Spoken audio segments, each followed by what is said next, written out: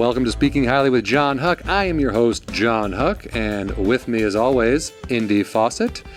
If you like what you see, if you're enjoying the show, if you've checked out other episodes, please like, rate, review, subscribe. Smash it. It helps us out a great deal. Yeah. Smash the like button, as the kids say, or just gently click it. You know what I mean? You don't have to smash it. You could. Smash is an overuse of the term, I should say, but it brings so much energy. It brings my hands back up. It's great. Smash. It brings your hands. It brings your hands back up. The chopping from a couple weeks ago. Yes. From weeks past on SHJH. Yes. Weeks past. Smash that button. Yeah, guys. Today we're talking about The Soup. I knew it as Talk Soup back in the day. It's a clip show. They mock reality, talk shows, weird interviews. Talk Soup debuted in 1991. Jeez. So Talk Soup, pains me. Older than me. That's what I was going to say. You were born after the third season or second season of the show. Good season. Good season. It ran you were like, that was the best season. It ran January of 1991 to August 2002. That is a long time for a show to be on television. NYPD Blue ran for 12 seasons.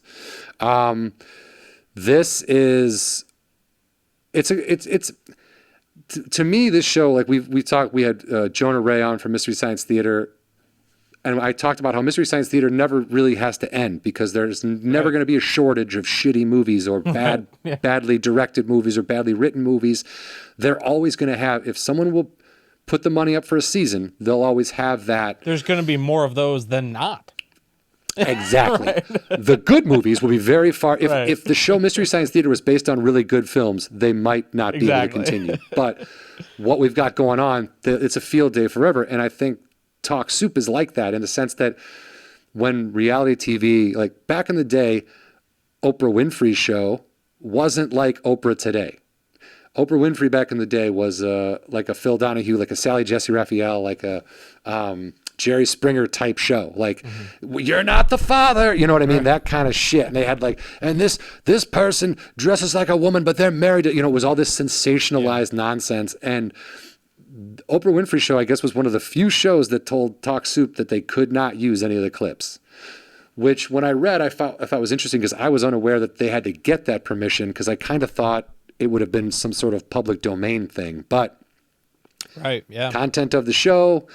So, but most shows understood that by giving the clips to a show like Talk Soup, more people would see the show, they would see the sensationalized nonsense, and they would tune in. If they're laughing at that, they might laugh at the actual show. Yeah. So my guess is it was a way to get viewers.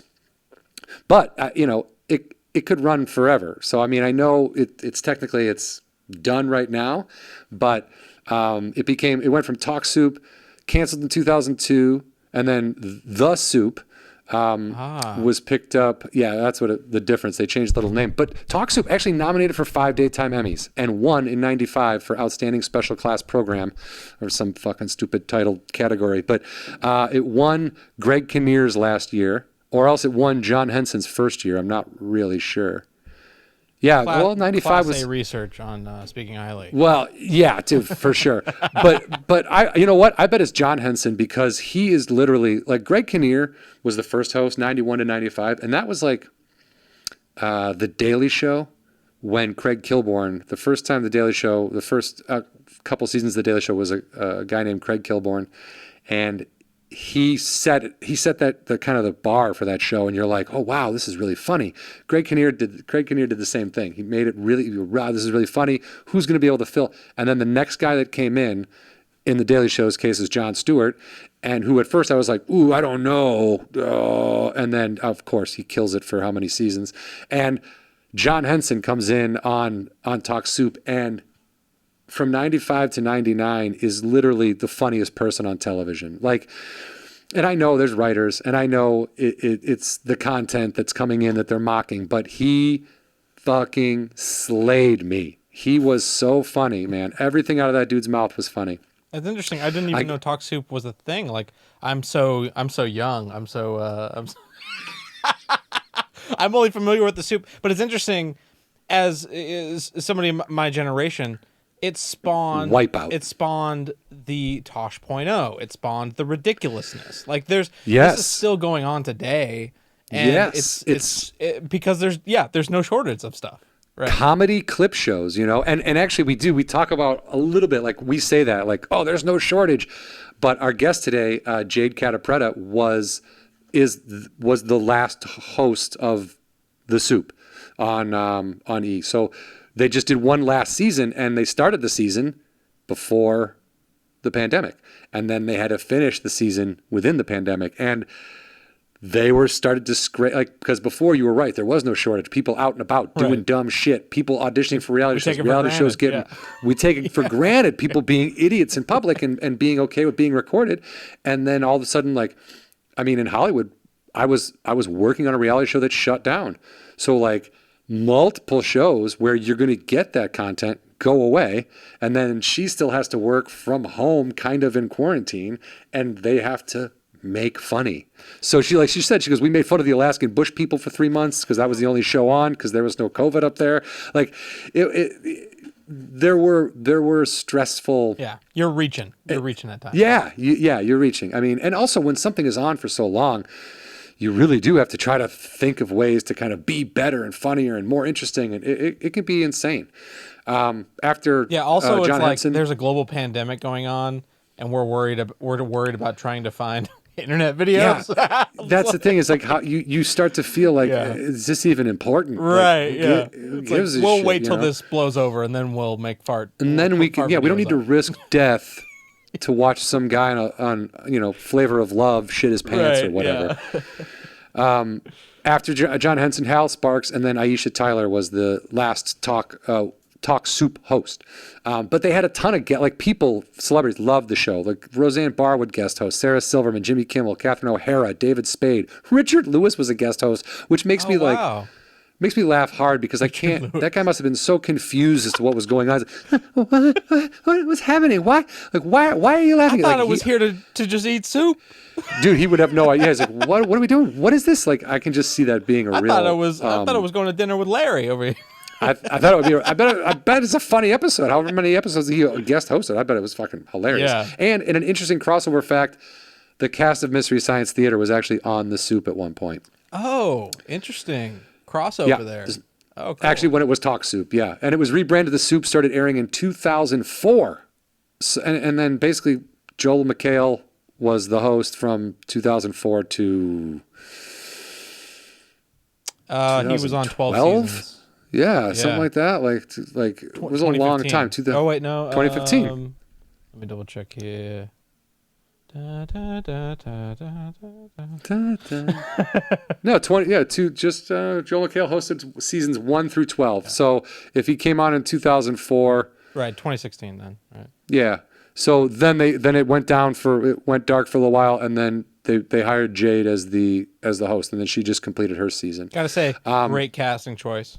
Incredible casting. Great casting choice. Yeah. Look, and then if we'll talk to her about it, but she, a good friend of hers, Justine Marino, was brought in to help her write, and she brought in some, Mike Lawrence, these guys, these heavy hitter writers that she really likes, but also pop culture masters. You know what I mean? Like there is a skill for that. Like, I know it sounds silly if you're someone who watches a lot of TV, you're like, I know everything. I know pop culture, and I think I know pop culture, but I not like these girls. Like they are in it. You know what I mean? They can tell you outfits. Are you bumping Lizzo as you drive down Melrose?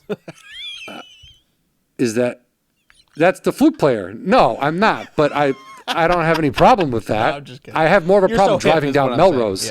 Yeah, I have more problem driving down Melrose. But no, I'm not hip, and I don't think that I'm not fooling anybody. You know what I mean? Right. Like I think people look at me and go, that guy doesn't think he's cool, and they're right. But the idea that Jade was smart enough to know that, like, look, get the people in here who know this stuff, and like, it's what a fun show for those guys to get to work on.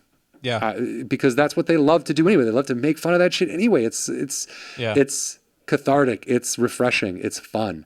And Jade's great. She's got a new podcast out that we talk about a little bit. And then she met her current boyfriend through the soup as a dude who came. I mean, the stories are. It's a great interview. It's a great interview, and we'll just get to it because she is truly. It was great talking to her. I hadn't seen her in so long. I've known her for 10, 12. 13 years, something like that. It's crazy. And she's been in a lot of stuff. You've seen her in A Future Man was the thing that popped up in my head the most, which I really enjoyed. And I even hit her up. I was like, that's so good. And just fun. She's going to do a lot of stuff and travel a lot just to stand up all over the place. She's got dates coming up. But right now, enjoy my talk with Jade Catta-Preta, the most current host of The Soup.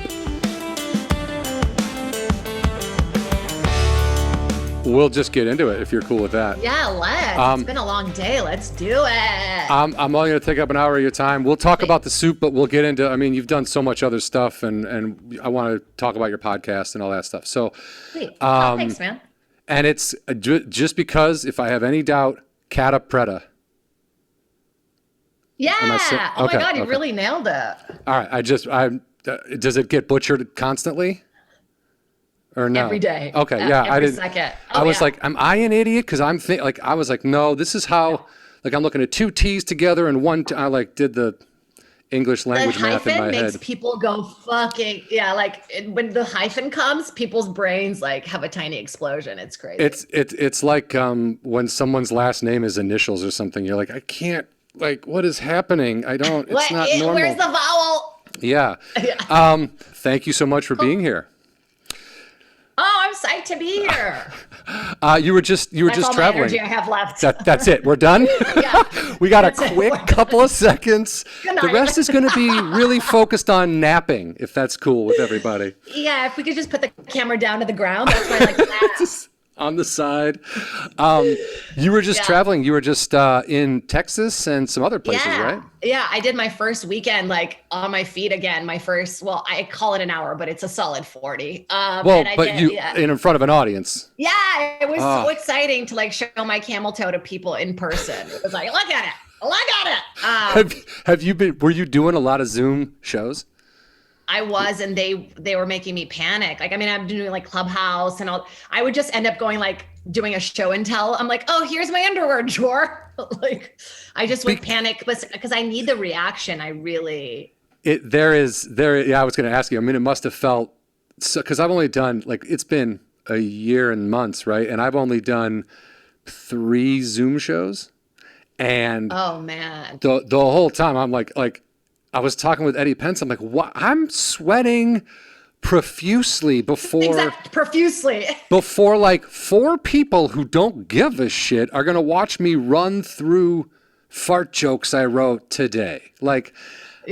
I was just like, I just want an audience. I would rather have a full house hate me and sit there and stare at me we're not into this, then do a Zoom show and be like, hey, 4 people laugh. That's a standing ovation. I can't. And then the timing is weird. It was in Clubhouse where you have to kind of do a beat, and a lot of my stuff is off rhythm. So it was just a bit of a discombobulated moment for me, but it's coming back. It's coming back too fast, but it's coming. Well, it is probably coming back too fast. We might be jumping the gun, but who knows? Because I understand the need to get back to what it was we were doing. The connection of that is something that you from now on, I think most of us will never take it for granted again. Oh my God, never. And we did, I would, this fucking audience, blah, blah, this fucking room, blah, and I'm like, give me the shittiest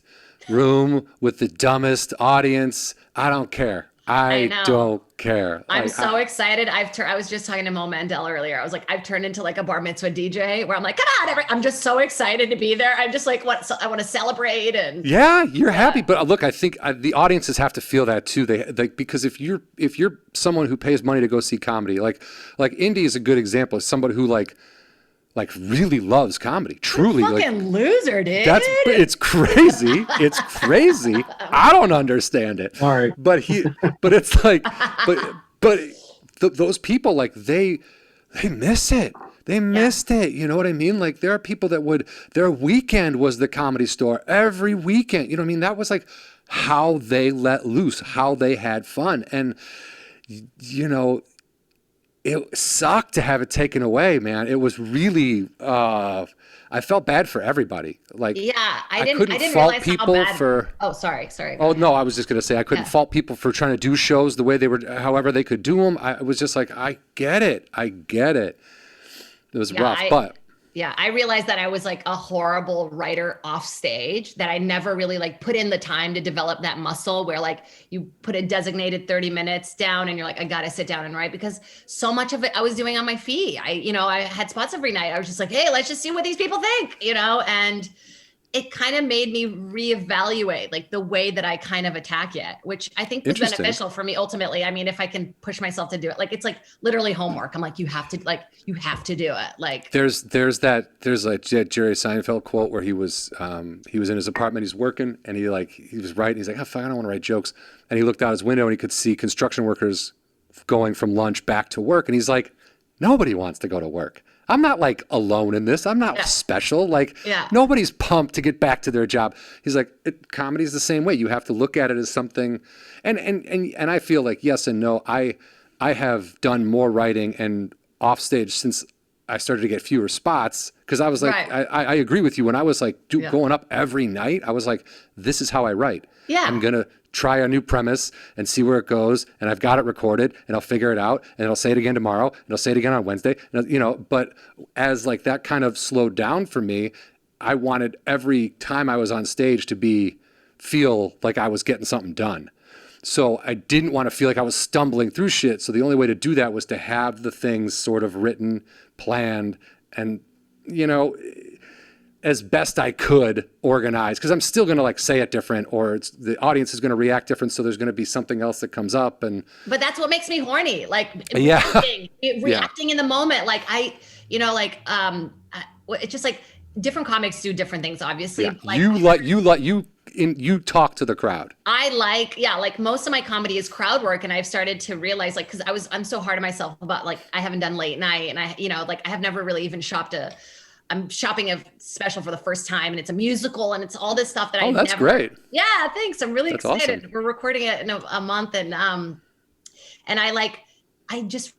I feel like I never wanted to try any of that stuff because I was so stuck on kind of this rhythm of like, I have to be like these other comics and blah, blah, blah. And I think because I'm such a crowd work person, I've never been able to really do that like solid 5 of clean material and blah, blah, blah, and I just have to push myself to do that stuff just so I can get to do the stuff I want to do eventually.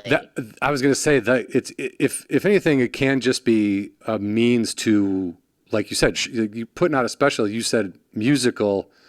I mean, I don't know what that all entails, but it doesn't sound like something I've heard or seen from a comic before. Just off you kind of throwing in musicals out of nowhere. It was like, I'm going to do a special and some musicals. And it's like, oh, okay. Like, is the whole thing going to be song and dance or? It kind of interweaves. I kind of come out, there's a full band. They kind of interact with me. I never want to say one woman show, because that's when ukuleles come out, and that's that's not what you're doing. You're doing, but I think anyway, go ahead. Explain the rest of it to me. No. I want to hear what you think, because I mean, I think for a while I just didn't feel confident enough to like be like the Joe Rogan fan type guys who were at the store, and like I think I was very suppressed by that kind of bro-y mentality where I was like, yeah, this is like, I'm kind of embarrassed to do this. But then I started to like do music with Jeff Scott all the time, and he would kind of play and I would improvise through my set, and I did it with Jeff Baldinger and then Avery, and I started to get really comfortable with it, and I started missing it when I was doing my hour. Like I was like, oh, this could really use like a little bit of music. So it's kind of embarrassing now because I don't have the band and I just have the tracks. So I got to be like, hit it.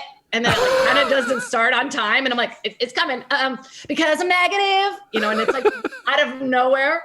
And so it's been hard to like kind of work it out. So I'm excited to like get it on its feet when people know it's coming. But look, I think if you have these other skills, if you have these other things you can do, combining them with your comedy is a brilliant way to stand apart. You know what I mean? I'm just sucking cocks during my set, like. No, I don't mean. I mean, I'm kidding. Depends on what kind of special you want to put out. You never know what I'm good at. You know. But I'm just saying, like, I think that's what's going to set you apart instead of just you know, and I don't mean just another, but like another comic who gets up there and just tells the jokes and like people. And not that can't be great too. Do you know what I mean? Like, but if you've got something else and it brings a little energy and it brings a little something that like, oh, I've never seen that before. Like I don't know if you saw, if you watched Danny Jollis's set, he did his special on YouTube. It's called 6 Parts, and he basically shot it in 6 different places in 10-minute chunks,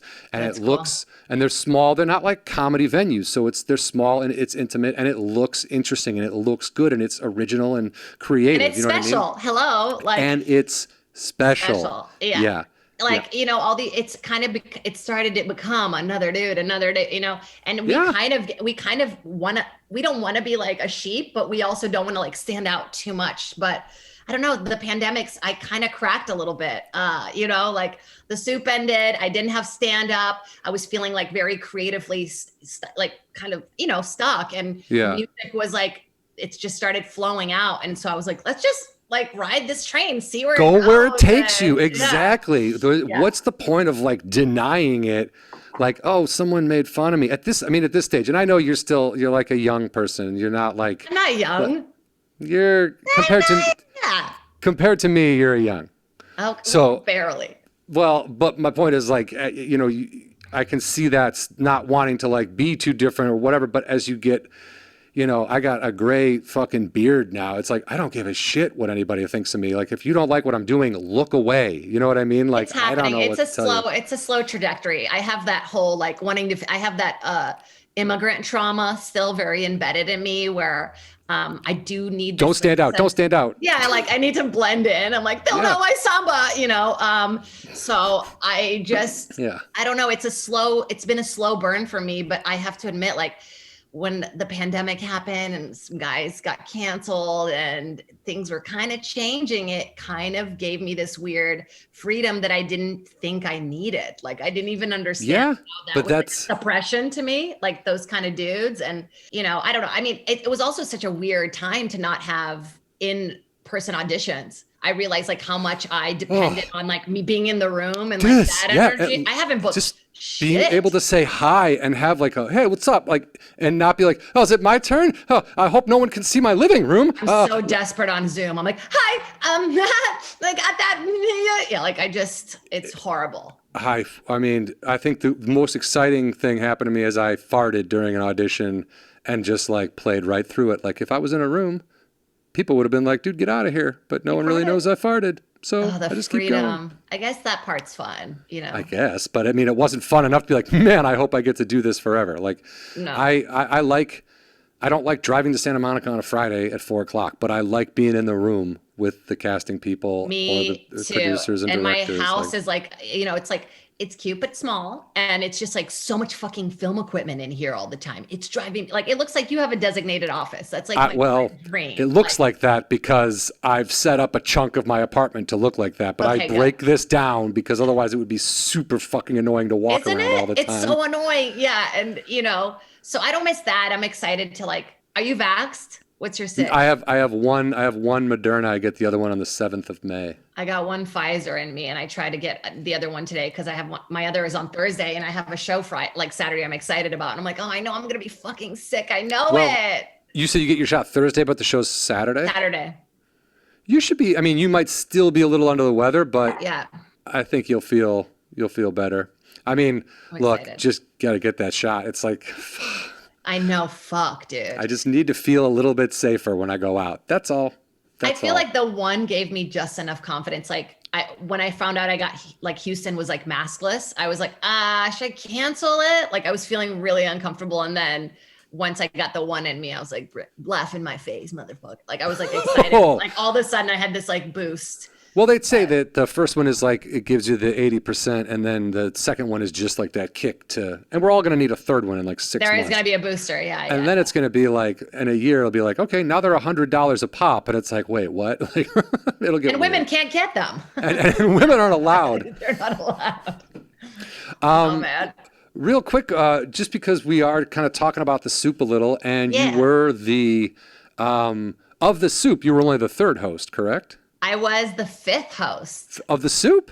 Well, the soup, once it got, Joel's was the only one that was called the soup. Okay, so you were the second. It was Talk Soup. Right. Yeah. And I knew there were 5 people. There was John, there was Greg Kinnear, Aisha Tyler, Joel. Well, I mean, then Joel and then you. Yeah. So I see how, okay. They were the only, I would feel like the difference. Did you watch Talk Soup? Were you a fan? Oh yeah, that show was so fucking It was funny. so good. John Henson was my favorite. He was like my obsession as a kid. Like I had the biggest crush on him. And so we found footage of me like not when I didn't speak English watching it. Like living room floor watching. Really? Hey Dad. Yeah. So it was like it was such a moment for me. It was such a like moment. I'll never forget it. I mean, having like my pussy at 7 feet tall on Sunset, it was just so exciting. I mean, it was great that they brought it back. I was excited. I haven't been able to get to any of the episodes. I can't. Yeah, they've I don't know what's happening, but I think there's a lot of change happening very quickly, and they're not really sure what their future is. I think that's what I don't know. They don't tell me anything, but it feels like everything's kind of moving towards a digital platform because there's not a lot of like red carpets that are happening, and maybe that's going to all start happening again. But when we left off, it just kind of felt like, ugh. Yeah, everything is kind of, because it's not officially like canceled, is it? It's done. Oh, it's done. Okay, so they are, okay, I'm sorry. Yeah, no, it's okay. It is a show though that, I mean, you say done, it's done now, but like, I look at the soup, Talk Soup, I look at that type of show, especially that show, because it is very funny, and it's the content comes into it, meaning it's like Mystery Science Theater. They're not going to stop making shitty movies. So these guys have something to make fun of till the end of time. They're not going to stop making weird reality shows. People aren't going to stop having meltdowns on TV. No, but I have to tell you, during COVID, it got hard to find stuff. Like we were basically just making fun of Alaskan bush people for like 3 months. We were like, what about, they don't have any teeth? We're like, all right, we didn't make that joke. Well, they're eating onions. Well, yeah, they're in the bush, you know? So it just it did get a little bit difficult. And also there's like all this stuff that obviously behind the scene bullshit where, you know, with clearance and like fair trade and. Oh yeah. I mean, that must be a nightmare. Unusable, you know, like a lot of streaming services are hard to pull from. And yeah, so. I mean, that's the other, it is based on those shows allowing you to use those clips. It's kind of, because back in the day, I guess Oprah Winfrey, whose show, like now she's Oprah, but back like early when she was starting out in Chicago, her show was like Sally Jesse Raphael's show. It was like, we've got 8-foot tall men who dress as women. It was this big sensationalized nonsense. And then that show was like, you can't use our stuff. They were like, no. But like every other show was like, yeah, if it's going to put eyes on what we do, like what we do isn't art. We're just exploiting people. If you want to make fun of it to get more people to watch our show, so be it. You know, it was a lot of, you know, it's like bad timing. I hate to think of it as like a missed opportunity because, you know, I get egotistical about it. And I'm like, everything I touch turns to shit. And oh, like, you can't. Dude, That's, you know, like, that's, you can't, you know, so especially I am just, like, now. I'm blaming it on COVID. Yeah. And like you said, look, when I mean, you were on, you did a spot on Angel from Hell, that CBS show. Yeah. I had like a recurring, and I was like super pumped for that show. And the week my first episode was going to air, they canceled it. And I was like, God. In my head, I was like, oh, it's CBS. CBS stuff runs forever. But all it takes is one, and I don't know for sure what happened, but all it takes is one person to come in who's in charge at that point to go, these aren't my shows. I didn't create any of these shows. Get them out of here. I want my shows in here. That happens when there's new execs. They want a clean slate oftentimes. It's happened to Comedy Central 1,000 times. It's God. What's happening to Comedy Central? I have no idea what's going on. I mean, I'm out of the wheelhouse of it being important, meaning even if I did know what was going on, they're not wondering what I'm doing. Isn't that nice? You're like, so I'm just like, I'll just do something else. P.S. Angel from Hell was like, I used to do this thing where I didn't understand this, but like oftentimes casting directors would just test me to have like, to show their network, like, hey, we're testing someone funny. But they didn't actually want me. So I tested for that Angel part when they were going to do like a younger girl. And then like Yeah. And then we're waiting to hear. And then I see on Deadline, Jane Lynch is like playing this role. Oh, they were going to make the actual, oh, wow. Yeah. So then they just like threw me that role as like, sorry. Like they threw me like a little co-star to be like, sorry, our bad. But it would happen to me every pilot season where I would test for these like huge things and be like waiting and be so nervous, paying coaches. And then I would see that like a super famous person would book it. And I was like, what? But I will say, when did you move to Los Angeles? I've been here for almost 15 years. Okay. Because I met you like 2010, I think. Yeah, maybe a little earlier because I started working at the Comedy Store in 2008. So well, then I must have met you too. I must have at least talked to you once or twice. But I mean, your IMDb, I mean, from 2008 on is, Thanks, pretty substantial. I mean, that's and look, I think you popped up in Future Man. That show was fantastic. Yeah, it was. That was a cool experience. That show. Cool. You're in some things that are very, very good. So thanks, man. That's like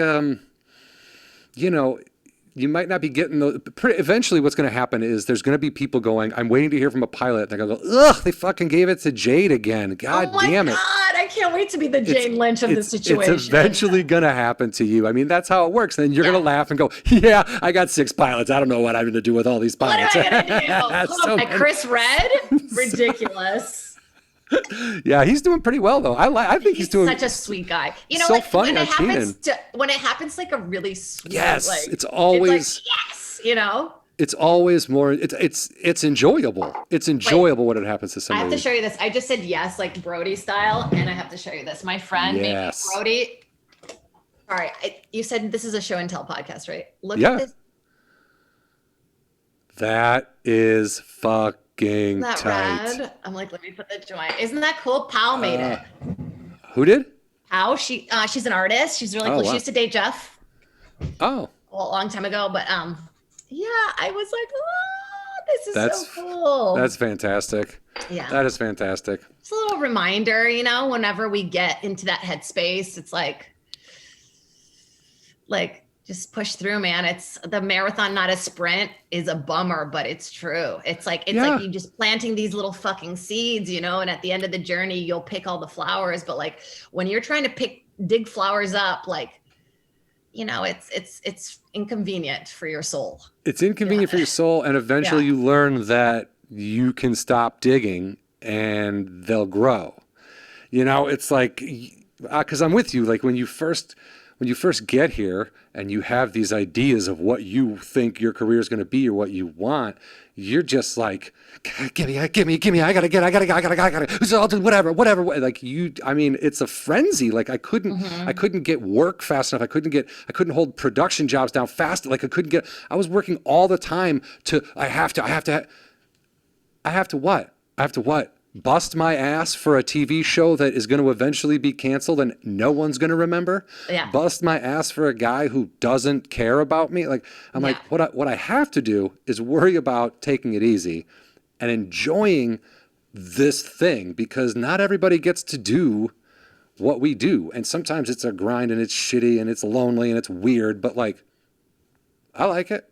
But then there's those moments, like these like delicious, like when the crowd is silent right before you're like dropping a punchline and you know what's about to happen.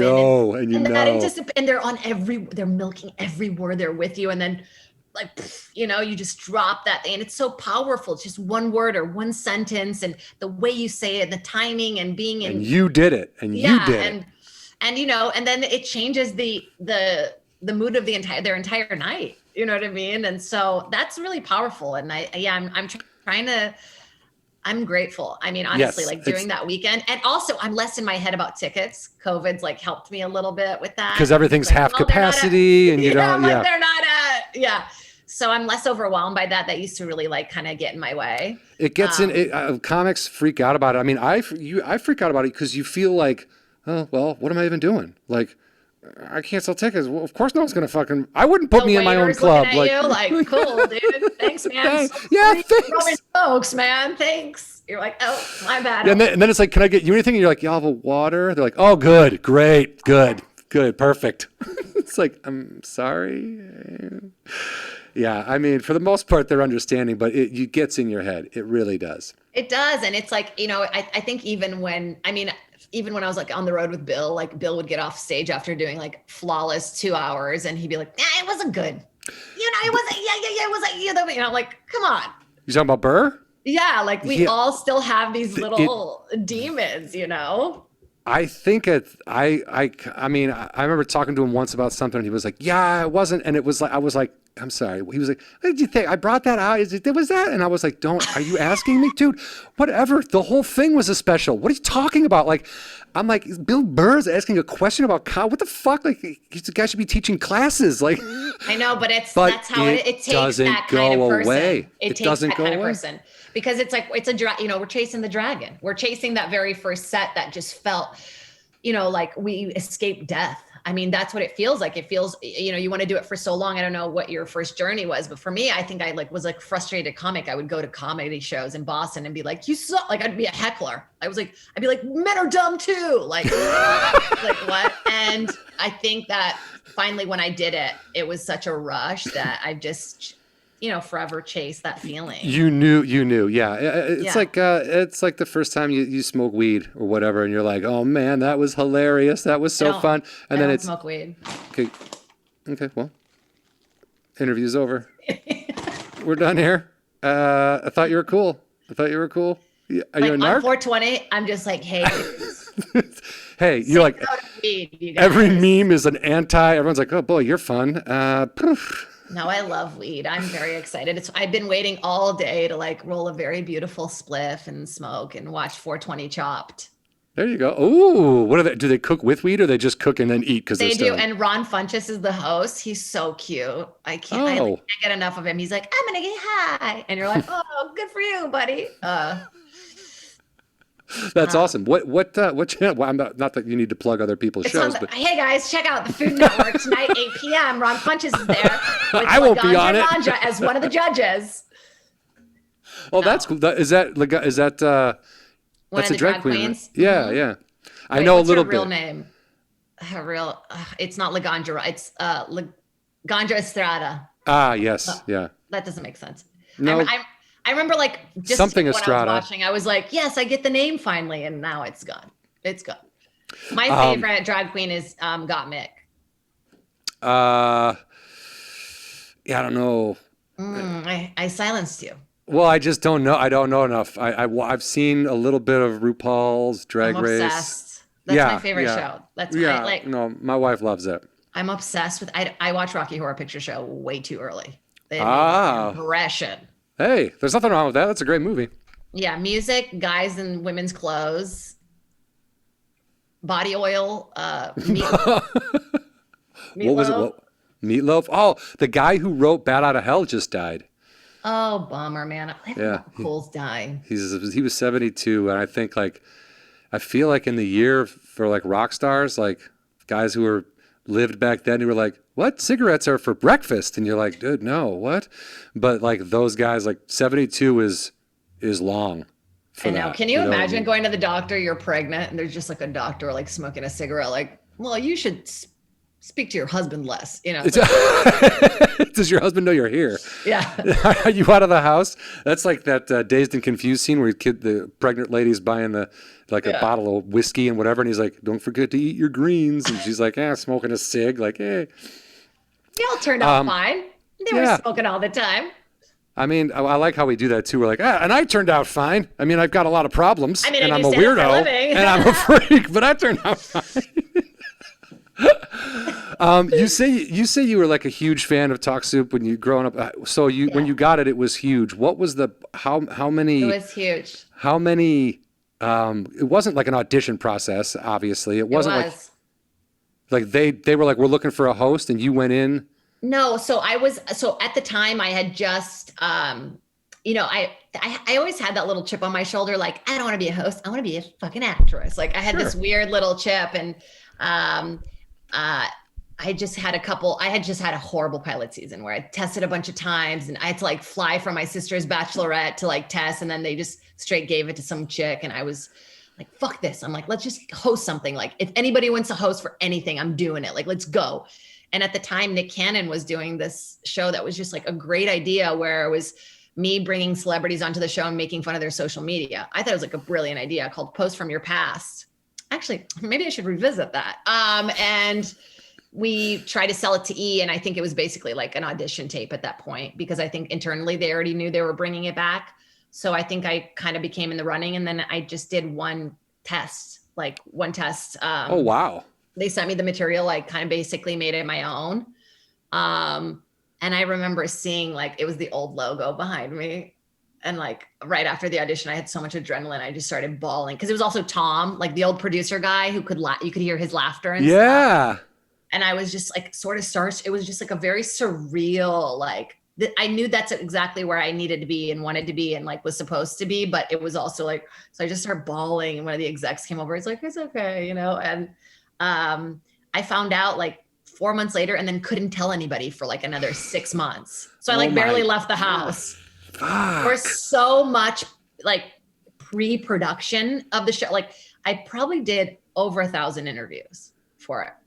Probably did over it. Like also in Portuguese, because it released in 13 different countries. So I did. I was going to ask you that. Did you did a dual? So you did the whole show in English and the whole show in Portuguese? No, they just released it in a bunch of countries. So I did a bunch of like press in all places. So you didn't do the show in Portuguese? No, but I would slip in. I don't know if you've seen any, but like my send off was in Portuguese. I would say "ciao, babies," and then I would always say like one little funny phrase.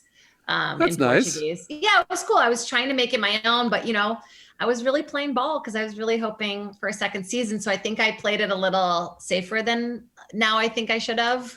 Look, I mean, you're going to look back and had you done it, whatever you wanted, you would have been like, oh, and I don't think that might be why you would have been the other. Like, I think I overstepped. You don't know because they're not sure. They're just trying to figure it out too. And again, I wouldn't say it's dead in the water, only because if someone can maintain the rights or get the rights to it, that's a show that could be made, relatively COVID restricted. Like you could have the researchers done away from you. I was by myself. It was hard actually. I thought that it was like such a standalone show. I could just like come in, but it was hard not being in the room together all day. Like I had such a killer writers, Mike Lawrence. Like it was just. Did you? And that was my question, because was Justine in there with you? Yes, Justine was one of my best friends. Yeah, were you able to just go, these are the people I want? Justine was someone I was pretty decided on. Yeah. I mean, she's just so good at pop culture stuff and so funny and so good with references and. Yeah, and you already get along. You're already friends.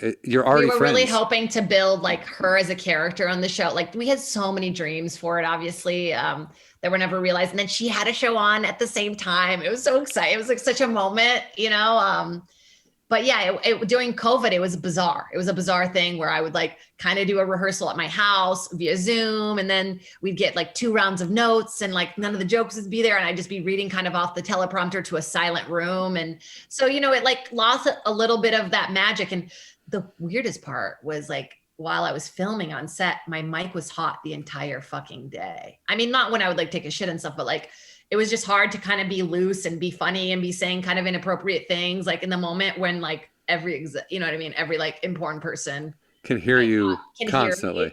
So I felt I was a little suppressed. Yeah.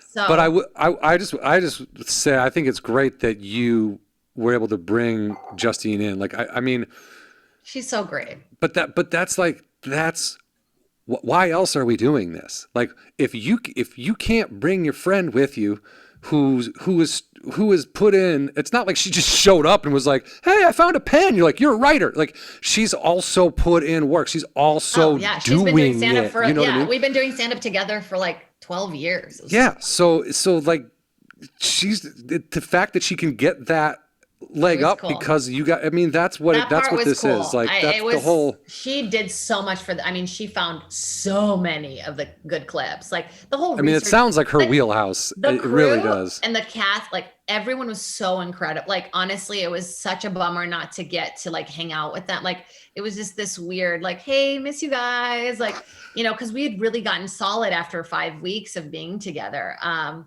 actually, Justine found my boyfriend. she brought in a clip of a guy that I made fun of, and we've been dating for a year. This guy, I've seen him on Instagram. You made fun of him what was the clip? This is so embarrassing. But this is great. This is perfect. He's a finance guy. He's not in the industry, which is my favorite. That's good for you. You've got to import them in, and Justine always says that from a different state and from businesses. Different industry. Yeah. Yeah. So he was like on Hinge, and some casting director reached out to him to be on Temptation Island, which I always say is the most the STD of reality shows. I was a production assistant on Temptation Island too.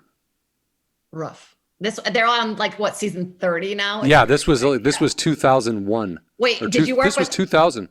What's the guy's name? The host has got a famous name, but it's Mark Wahlberg. Mark Wahlberg. Yeah, he does Antiques Roadshow now. I totally work with Mark Wahlberg. Teeth. They're large. He was awesome. He was cool. He seemed, actually Cam really liked him. So he was on Temptation Island for like a day. He actually ended up breaking his shoulder on it, and then got sent home. And then they do like a reunion type show called X on the Peak, where they like bring back all the people. And he kind of just went with a friend. Again, it was like one of those like whatever. And his clip, he's just such a bro-y, like he said exactly what the producer told him to say. You know, yep, yeah. Hey, I'm Cameron Sykes, and like your mom wants you to marry me, and you want to bang me, or something like really slow. But then we bring the clip to the pitch room, and I'm like, hey, you guys, but I should fuck him, right? Like, we should turn him into a sketch or something, right? And they're like, what are you talking about? We shouldn't do like a shirtless thing where he comes in and doesn't wear a shirt. It'd be funny though. Everyone's like, what? Funny? My showrunner, Sue Murphy. I don't know if you know Sue. I don't know Sue, no. Genius. She was Chelsea Handler's showrunner. Oh, nice. She was like, Jade, stop with the fucking Temptation Island guy. He's not coming in. Like, she literally yelled at me one day. It was like, stop pitching this. Every day, that's your only idea? Look. I couldn't stop. We bring in this dude. Something about him, you know? Hey. We just started we literally FaceTime talked. I met him 90 Day Fiance style. That's how I say it, at the airport for the first time during COVID, like at the peak of COVID. And it was great. It was actually, it helped us get really close because there was nothing to do. He would literally come visit from Dallas, and we would just like take walks around the neighborhood and smoke weed and like giggle. It was all we could do. Wow. I mean, but I'm saving myself for marriage. Oh no, right, of course, because your mom watches my show. She's a big fan. So he was going back and forth, Dallas to. Yeah, and he wasn't seeing anybody because like I'm doing the show. Like I started doing the show at some point, and they were so strict. I mean, so many people depended on me, so we kind of were really just in this little bubble for a year. It was like he didn't see anyone, and I didn't see anyone except the cameraman, right, and my makeup artist, who's so rad. But it was just such a weird time, and now it's like we're coming out into the world. It's bizarre. Like we went to dinner the other day, and we were like, "What is that? How do we use silverware?" He's got like a fork in his head. He's like a spoon. I can't just clean the barbecue sauce on my shirt. No, I just wipe it on your pants. Wipe it on your pants. Hey, these aren't sweatpants. What the hell are these? Comes up, you're like, hey, what? Like, hey, too close. Yes. I don't want the mask to go away for waiters, by the way. Can we just keep the face shield? I feel like that's. I mean, there's a lot of stuff that I want people to kind of like the drive-by birthday party of people you don't know that well. Buffets. You don't need them. Get rid of them. They're literally, I think when I was a kid, I was like, ooh, a buffet. And now I'm like, oh, a buffet. Clubs, hugs. I don't know. There's a lot of stuff that can go away. That I'll be happy about. But I got to say, I found it fascinating that you met you met a guy. And how did you, sorry, I don't know. Because this is, well, first of all, if this was me, like if I had my own show and I was like, and then there was a woman who was a guest on and I just got her information and people would go, oh, right, you oh my God, I was creepy. Motherfucker. I was creepy. So is that what you kind of like, how's it, where you traced it back to? Me now. No, at the time I wasn't running my social media. I was really lucky. They gave me a person who was helping because it was so overwhelming. And then after it ended, I was like, how much are you a month? And she's like, $4,000. I was like, see you later. Goodbye. Night. just shoved her out of my $4,000. Right? She gets $4,000 a month to but she runs like Selma Hayek's account and like when like these huge people, and then it was like me, and she was like, "Can we just not post so many pictures of your butt?" And I was like, "I guess." You're like, it's kind of my brand. I don't know what you. I was like, it's kind of my style of comedy. But he tweeted about it, and I didn't see it, but then I DM'd him and just kind of started talking like, "Hey, thanks for being a good sport. Somebody told me you tweeted." And I made some joke about his armpit hair being long because I already had a joke about lasering that I wanted to tell. So, like people think it's so specific, and you're like, no, I just wanted to fill in this little. I have, yeah. I have an end then game. He wrote, you know what I mean? And then he wrote, I shave my armpit hair. I'm more aerodynamic, so thanks. And I was like, that's a cute word to know. Aerodynamic? I thought it was like intelligent and funny. It was like just the perfect response. Like he had me at aerodynamic. He really did. Like, yeah. Well, I mean, it's interesting because at least he didn't go, "No, I'm real slick. I can move through air good." Like, I don't know. No, and he's the way he's portrayed on the show obviously is very different. He's like a highly intelligent person, but he's just this really hot dude. You know my history of people I've dated. It's never been my type to date a person with a 12-pack. And so I felt like I was getting catfished even when we were FaceTiming. Like just a Denny DeVito type behind him with a gun. Like, yeah, tell her she's pretty. Yeah. But, read her the poem. But I couldn't believe it was real. I kind of sometimes I'm like, I wake up in the middle of the night. I'm like, is he going to kill me? But well, I mean, there is that like, I mean, although I don't know, it's a weird time to meet somebody. It's a strange way to meet somebody, and I mean, I hope it works out for the best. It's been a year, and it's one of those things that like it's so crazy and weird that why not?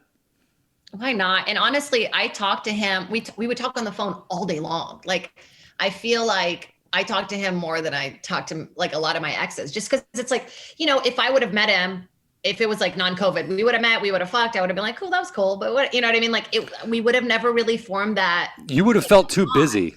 You wouldn't have you would have been like, I'm doing the show. I got all this other, yeah, I can fit you in, but this isn't going to be like, we're not going to be going to dinner. You know what I mean? Like going to dinner. I love that. It's not going to be a full dinner. Like maybe we'll have us appetizer. We might have crackers and soup. That's it. Okay, fine. Yeah. That's great. Good for you. Congratulations. So Justine, I really owe her.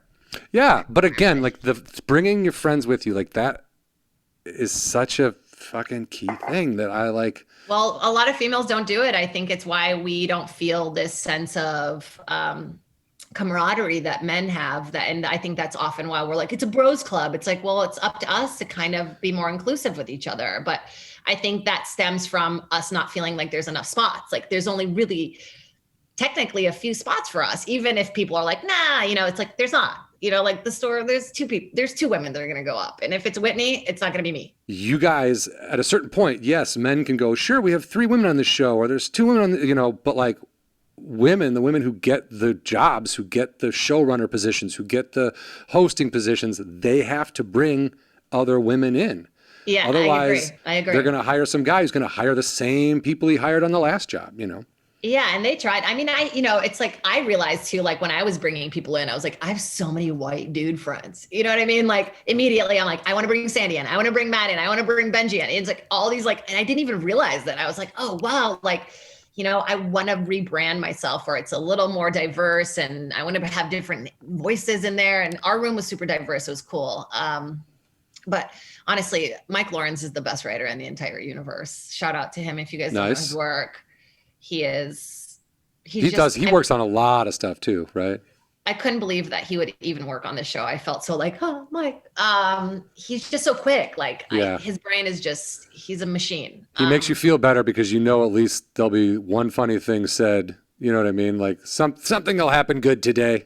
But I'll laugh about something. Yeah, he always made me laugh. How was that room? Like, first of all, the diversity thing, like, it just makes for better comedy. Like, yeah, it was hard to find like I'm not gonna lie, like it was hard to find Black writers. Like everybody that I knew and that I loved, like, you know, I tried to get Yasser on the show, like, that dude everybody was busy. Yasser is fucking producing and writing. That dude's working non-stop. Like everything I'm watching that I'm like, man, this is funny. His name is in it somehow. I'm like, that's pretty fucking good. You know what I mean? I wanted him like, to be a part. It was hard, you know, and they're, you know, the people who are super good and diverse are like high in demand now, which is exciting. It is exciting, but I like how, but that was the reasoning for not being able to find them. It wasn't because, there aren't any funny Black. It's like because they're all being hired now, which is finally being hired. Great. And the quality of stuff that's coming out, like Black Monday. I mean, that show's so good. Don Cheadle. I mean, that fucking show is so good. There's so much good. So it's like, it's finally like, there's a little bit of victory today. Like the guilty verdict was, I had no expectation for it. I really didn't, because it's, you know, history repeats itself, but it's such a step in the right direction. It's so correct. It's so good. It's so tragic that's our, like, I feel the same way. I'm like, oh, thank God this murder that happened on videotape was actually called a murder today. It's like, oh my God, that's the standard that's been set. That's where the bar is. And we're like, oh man, I hope this jury's not a bunch of incompetent fucking idiots. Like it's changed history. I mean, you know, no cop had ever even been like slapped in the wrist for it. I mean, the woman who accidentally grabbed her taser. Are you fucking kidding me? Like, you don't know the weight of it, the kickback from the side of your body that it's on after 26 years. I mean, I have 2 remote controls for my TV. Do you think I ever pick one up and go, this must be the one for my Fire Stick? I know the difference between these. This is a stick. It's just, ridiculous. Sorry, it's cold. I'm going to turn this down, but it's cold. Oh, you have the air on. It's chilly. Yeah, I have central air. But yeah, it's exciting to see kind of things shifting, and you know, I just like even talking about this stuff out loud, and like knowing that I can talk about, like I felt so nervous when all the Black Lives Matter stuff happened, because I was like, I don't know if this is my lane, and then I finally feel passionate enough to go like stand up for my friends and stand up for what I believe in finally. And I think taking steps forward, like, you know, you might not feel like it's your lane, or you might, because I was the same way. Like I felt like I understood the world, and I knew that there was still horrible racism. But when you see this, I mean, it really, you could see the tilt, and it was like, dude, when it's so have I just been getting by from, like, I mean, I have done some illegal shit. I have been pulled over. I have been in trouble. I have been arrested. I have been to jail. But yeah, you're Irish, right?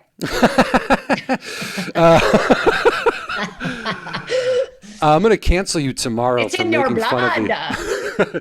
I'm actually not that. I mean, a little bit, but yeah, I'm also. I was also from the Midwest, and I was a dickhead growing up. I mean, I don't know, like, whatever. But that would have been very different. My life would have been very different had I gotten into that same amount of trouble and been not white. You know what I mean? Or not in a small white town. I mean, the simplest things. I mean, just the fear. I don't watch them. I watched it. I regretted it. It's just basically like, it's horrible. Like, it's basically terrifying. Like, it's death porn. It's horrible. But the thing is, like, the systemic racism and all this stuff, the oppression, you know, the women thing, you know, even guys in comedy, that whole thing, like, over time, that becomes a very real thing inside of people. You know, even if not anything specific is happening to you, you can kind of feel it in the air, and it changes kind of the vibrations of your body and like how you feel about yourself and how you view others. And I think it's just like years and years and years of oppression. It's fucking, it's like, it's time, man. Like we see it now. And how I remember thinking, like, you know, 4 or 5 months after the George Floyd thing happened, like, I'm fucking exhausted. Imagine being a Black person. Imagine being a Black woman.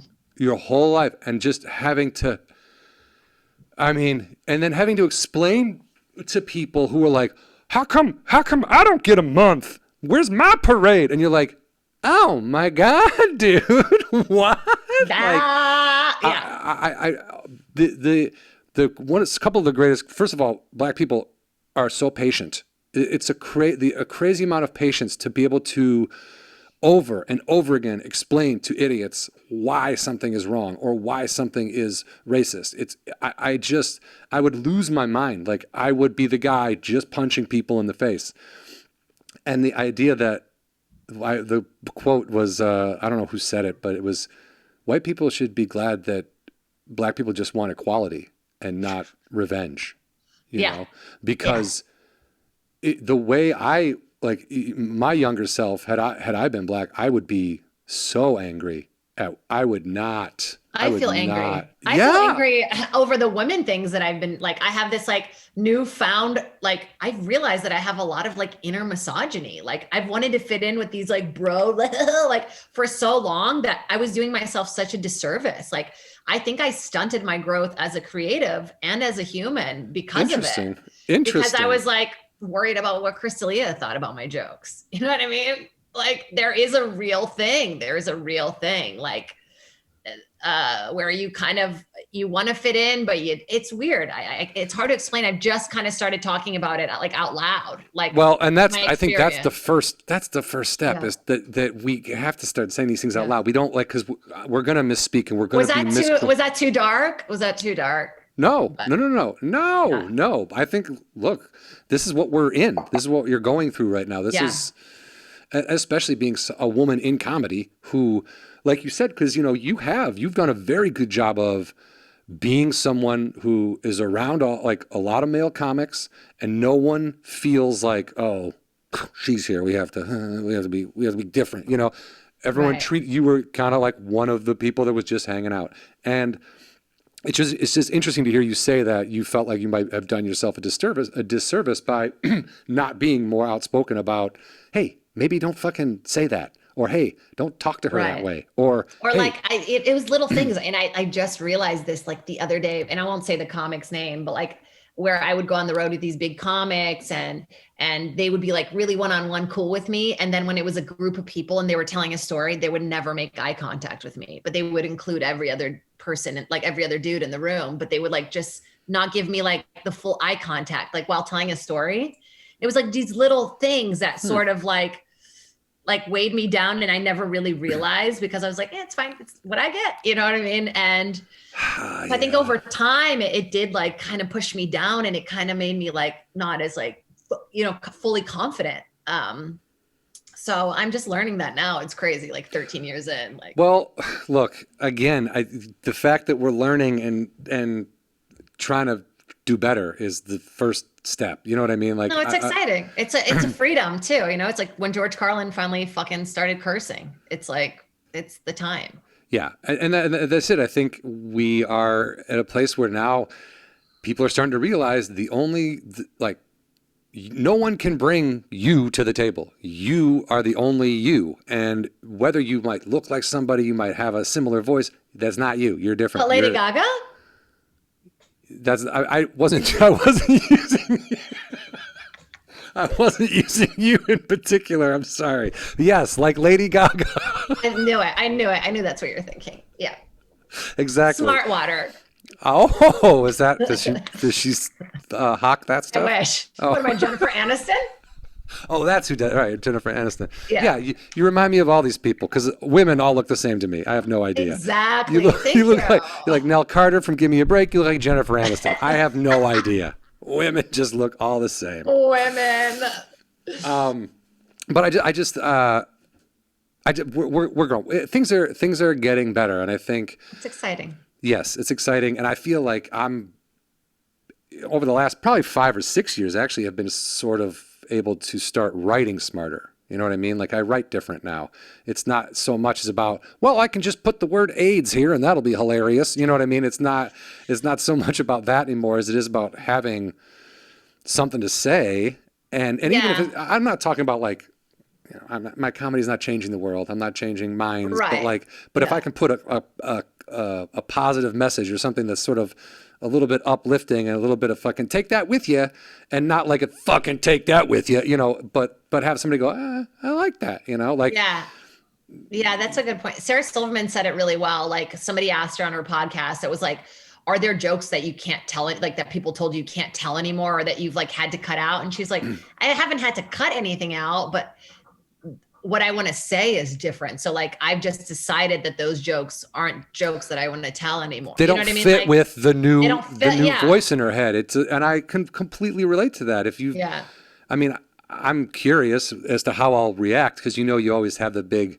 You're a big tough comic when you're going to the stage with a bunch of new stuff. You're like, oh yeah, that. But then when you get up there and the one thing doesn't hit, you're like, oh, here's 20 minutes of old stuff. Never mind, forget it. Forget I said anything. I'm sorry. Pussy parts. Yes, exactly. I get so dirty so quickly, and I like to be dirty. Like, I'm not changing that about myself anymore. But you'll fall back on it immediately if something's not working. Yeah. Immediately, I'm like, I have this rap, this go-to like college bit that I used to do, and it saves me.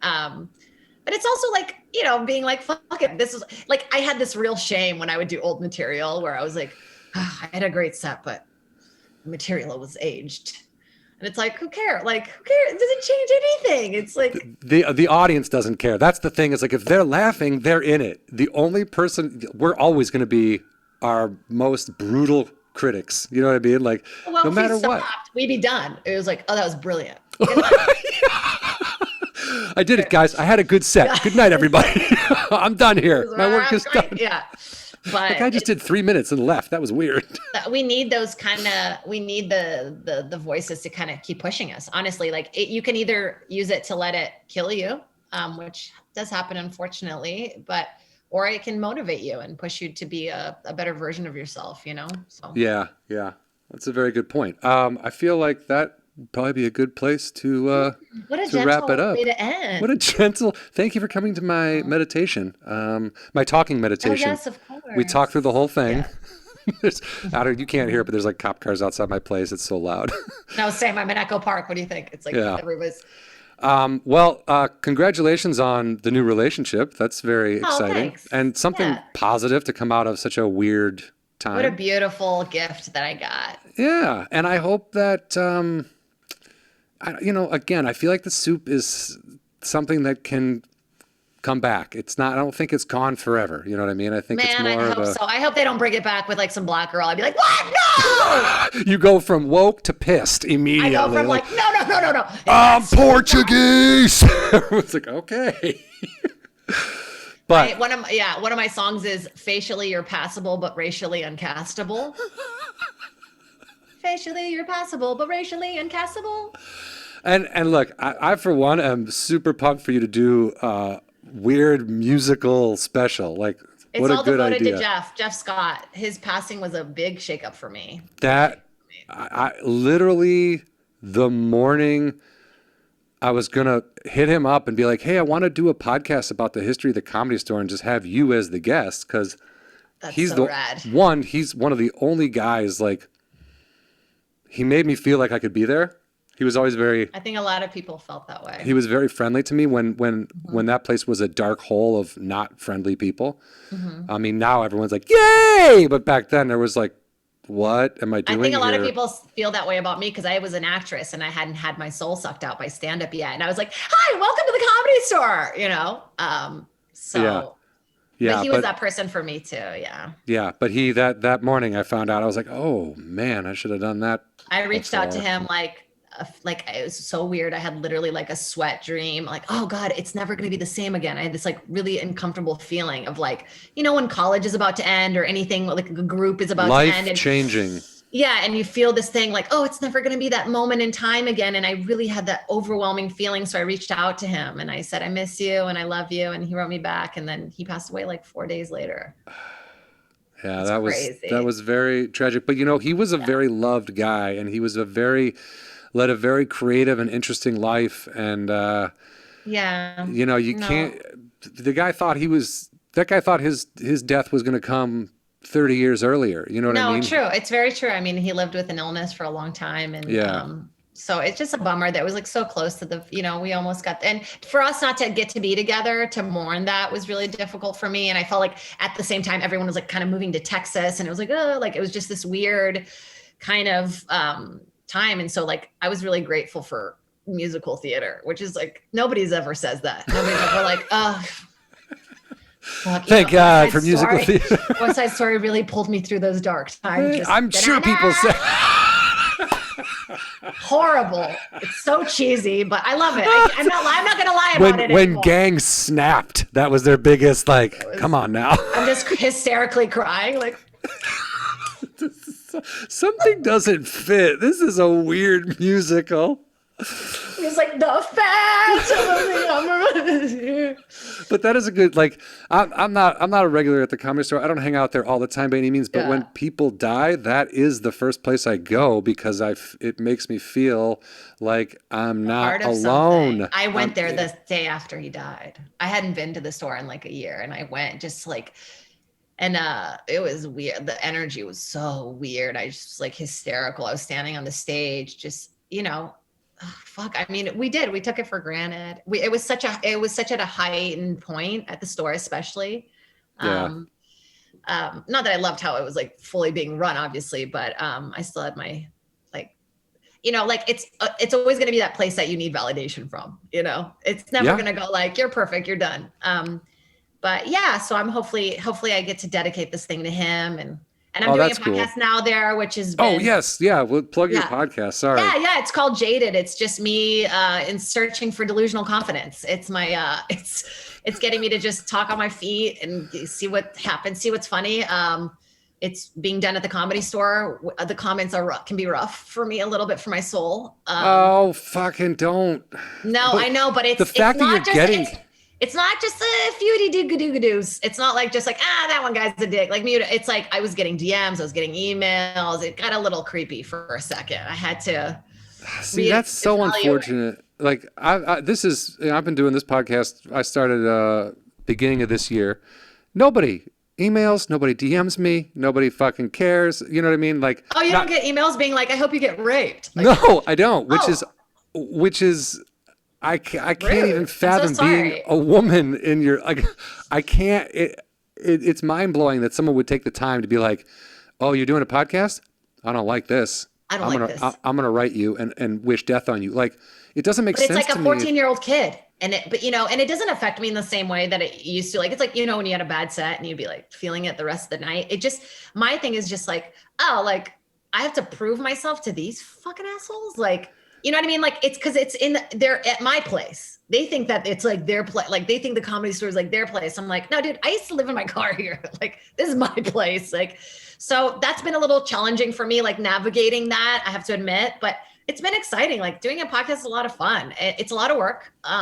But I'm really proud of it. I think it looks cool. We have a new designer coming in, so it's going to be all graphic-y and pretty. And you're very funny. You're on other people's podcasts. Two things in the last week. You wished somebody. You said, "I wish that person I hope that person gets a pube in their mouth." Oh yeah, that's when everything turned. Oh really? That was the one. That when I was like, if you're a misogynist, I hope you get a pube in your mouth, and I hope you can never find it. I laughed my ass off at that. I said it in passing. Like, it was like the episode was not very funny. So we were like kind of grasping at straws for a promo. And then me and my editor were like, that's when we lost them. Really? Because I thought that was so funny. I mean, what a harmless thing to wish on somebody. Just a really annoying thing to have. Like, cause I get beard mustache hairs, and if I can't find it, I go insane. Like, doesn't it feel like it's, yeah. So, yeah. And a pube is funny. It's bigger. It made me laugh really hard. Thanks, I don't know. John. I would have DM'd you like, hey, that's funny. If I use that, are you going to be mad? I'm just kidding. I wish. But but fuck them. I mean, there's always going to be, if people weren't saying anything, I'd also be like, people aren't saying anything. People aren't telling me to get raped. That's such the weird, like, you don't want these negative fucking creeps, but you also don't want total silence. So look, it's a new thing. It's a new thing. I'm learning how to do it. I wish I started a podcast like 10 years ago. But it's when it's happening now. And it's been a really cool exercise, honestly, for me. Good. Just because it depends on me fully pushing it to happen. And so it's like, it gives me, I don't know, a sense of responsibility. It's like motivation, responsibility. It gives you an outlet where you can feel that you are able to, make your points, get laughs, do some funny shit, have a good time without feeling like you're not doing anything. Other than fucking off. It's a little masturbation. I mean, comedy masturbation. Technically, that's what we're all doing, is just jerking ourselves off until someone goes, "Hey, that's pretty good," But you can do it all to my face. Go for it. Oh, sick. Yeah, and then I have some dates coming up, so check out jadecatta-preta.com. Nice. Yeah.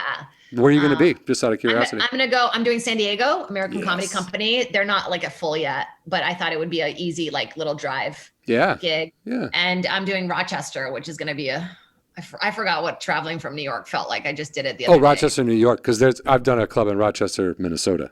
Oh, fun. Actually, you know what? The drive up is really nice from Illinois. It's beautiful. I kind of do enjoy, I do enjoy getting a rental and doing that, like solo little road travel. I use my mom's house, like home base, like the house I grew up in. I'll just fly home, borrow a car, and I can go to like Wisconsin, Minnesota, Ohio, kind of shoot out to the Midwest or whatever. But those are not my crowds, but yeah, I get it. Yeah. They're not my crowds either for the most part. I used Mall of America. I was like, we both have eyes, like nothing, and like we like shopping. It was so bad. I can't imagine I would do well at the Mall of America either. I wouldn't worry about that. And also, let's try to be beyond worrying about the crowds. Either they like it or they don't. But we got to do it. We got to do it. So I should bring the musical to Minnesota. See what they fucking do with that. Hey. People are just going to start throwing shit at me. You never know. It's interactive. When the musical becomes a movie, then people do like to throw toast and they'll throw spoons and they or whatever. Won't even cast me in it. They'll put Jane Lynch as me. She's a young girl from Portugal coming here. It's Jane Lynch. What? This is weird. From Brazil, John. Oh, sorry. Sorry.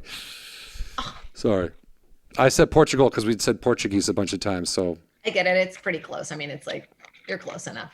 But I don't want to be the guy who's like, yeah, whatever. You're all from the same place. Who cares? I don't want to be that guy either. You're not. Okay. Well, thank you very much for taking the time to talk to us. It was really nice. I missed you.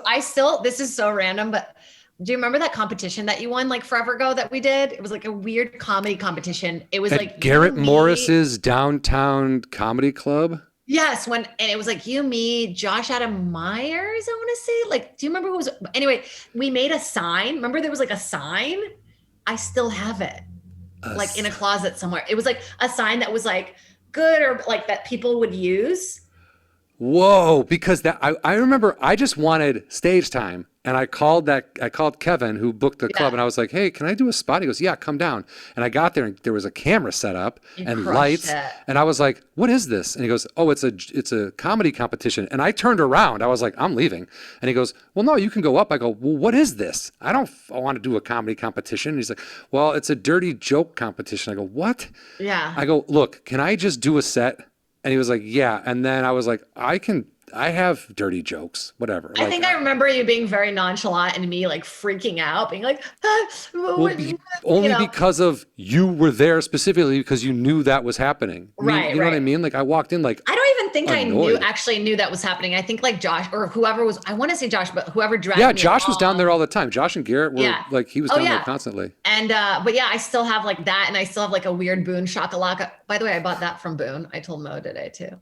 That's a Boone Shakalaka original. I keep these weird little, I'm really crafty. So I keep these weird little things. And yeah, that's one of the things. I'm like, why do I still That's awesome. I won $600. That's the most I ever won. That's a lot. I thought it was 100. No, it was 600 because I remember going, God damn, that's a lot of money. I was like, okay.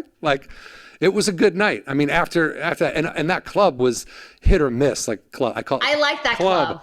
I know, but I like that place. Oh man, especially that place. It looked like they were squatting in a coffee shop. It had exposed wires, and you were like, "What?" And I like Garrett. I loved it. I like it because it was so. I lived, close downtown. I miss places like that. Those are because you can't really work out all your shit at clubs. You've got to do some alt stuff. And Garrett was.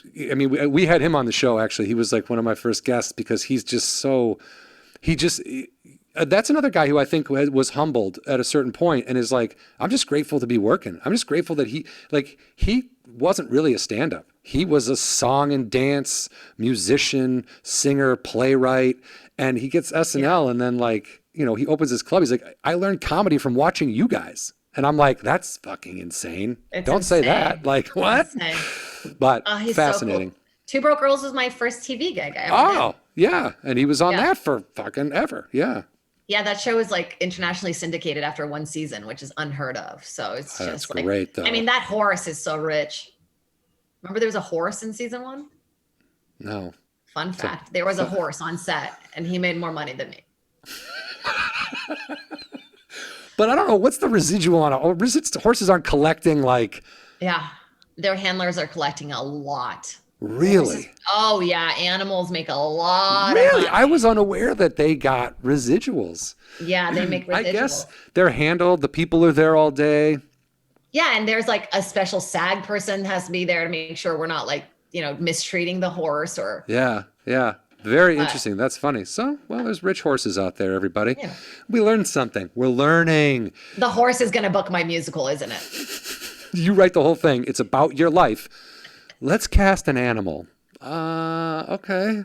Oh, the horse from Two Broke Girls is here. We got the monkey from Friends and the horse from Two Broke Girls. Oh, I can't afford the fucking monkey from Friends. He's selling smart water. He's like, well, thank you. I feel so energized now. I feel like I got to do a couple laps. Good. Get pumped. Write that special. Hone it. Sing it from the mountaintops, and I look forward to seeing it. Actually, Thank you so much. We'll have you back on when you're promoting it. How's that? Oh, that's so exciting! I love that. And come on mine, please. Yeah. Do you do guests, or is it just are you? Yeah, I'm doing a few solos just to get in rhythm and like kind of trying to get people more vaccinated before bringing people in. So I think in a few weeks I'll start kind of nice. Yeah. Awesome. Yeah, I'll be fully vaxxed May 20th. So. Awesome. Not me. I'm an anti-vaxxer. Okay, bye. Let me leave you with this. Anti-vaxxer, COVID science is fake, and I love Ted Nugent. Good night. Bye, you guys. Thank you so much. Thank you so much.